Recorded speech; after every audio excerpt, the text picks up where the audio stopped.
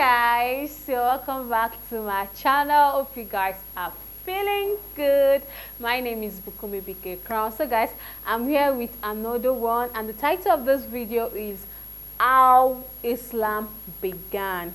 Yeah, I want to know how Islam began, the history behind Islam and the rest. So let's watch, guys. How Islam began in under 10 minutes. Not a problem. We've started.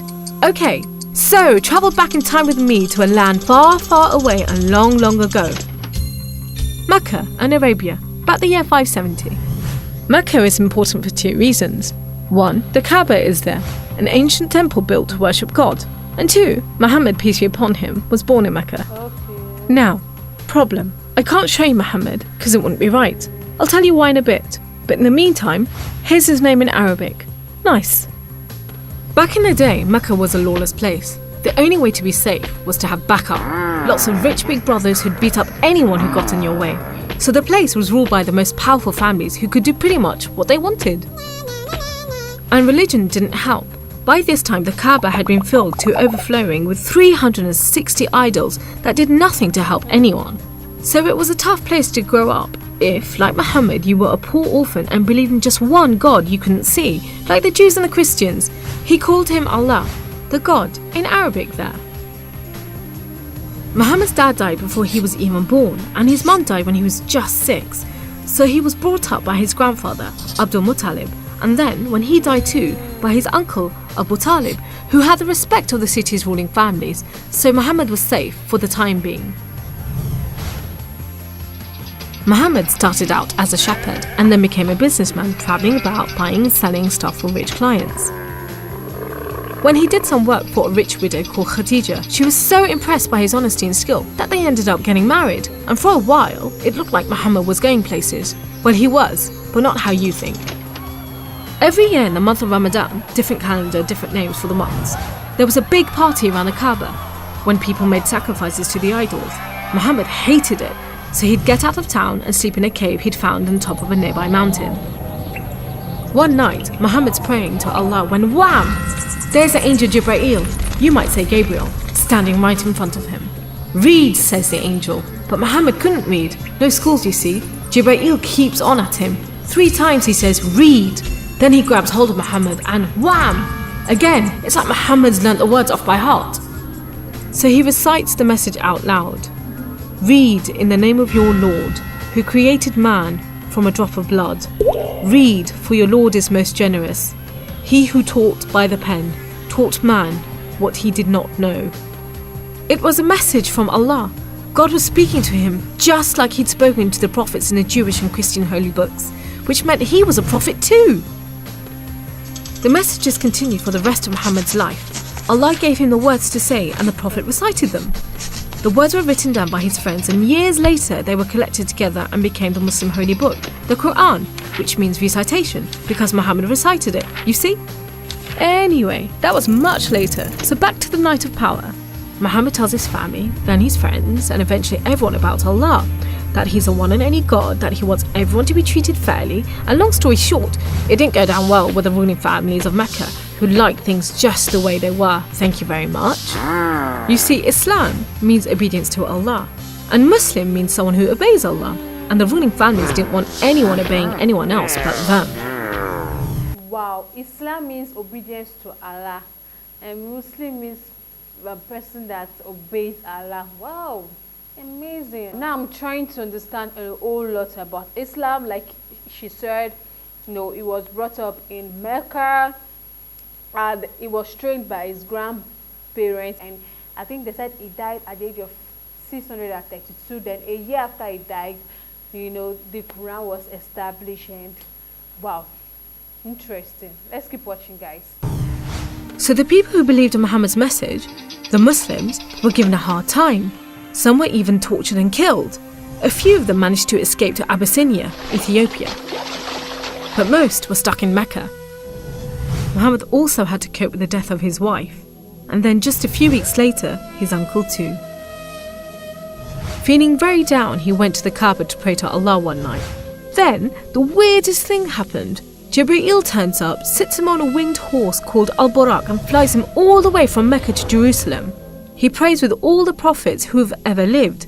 Then he's taken up to the heavens to chat with some of the prophets, and then into paradise itself, where Allah tells Muhammad to pray 5 times a day and to stay strong.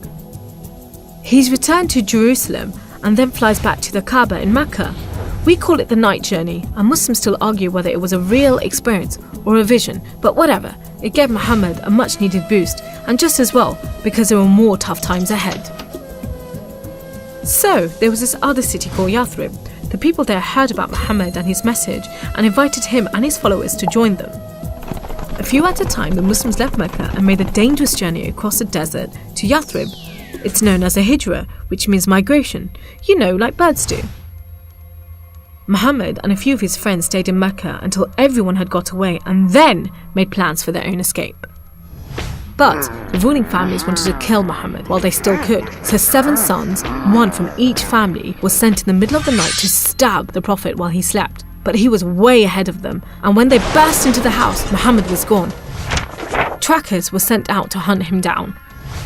Muhammad and his best friend Abu Bakr took a roundabout route to try and shake off the pursuit, but the trackers were too good and slowly gained on them. So Muhammad and Abu Bakr hid in a cave and prayed that no one found them. The trackers found the cave all right, but they didn't bother going in to search. There was no way Muhammad could be inside, they thought. There was a spider's web over the mouth of the cave and a nesting bird at the entrance. He must have given them the slip. So off they went, leaving Muhammad and Abu Bakr protected by a spider and a bird. Muhammad made it safely to Yathrib, which was renamed Medina al-Nabi, the city of the Prophet, but most people just call it Medina. But Muhammad's worries weren't over yet. There were 3 big battles between the Muslims and the Meccans. First, the Battle of Badr, when Muhammad and just 313 men faced 1,000 Meccan soldiers. Miraculously, the Muslims won. Then there was the Battle of Uhud, which didn't go so well. Some of Muhammad's men disobeyed his orders and ran off during the battle to raid the Meccans' camp, and so the Muslims were outmaneuvered. Then there was the Battle of the Trench.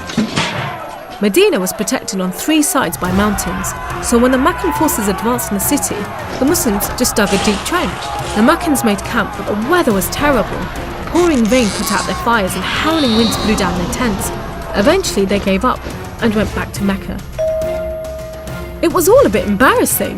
They were losing the respect of the local tribes who were flocking to join the Muslims. So a peace treaty was signed at Hudaybiyah. But it wasn't long before the Meccans broke it.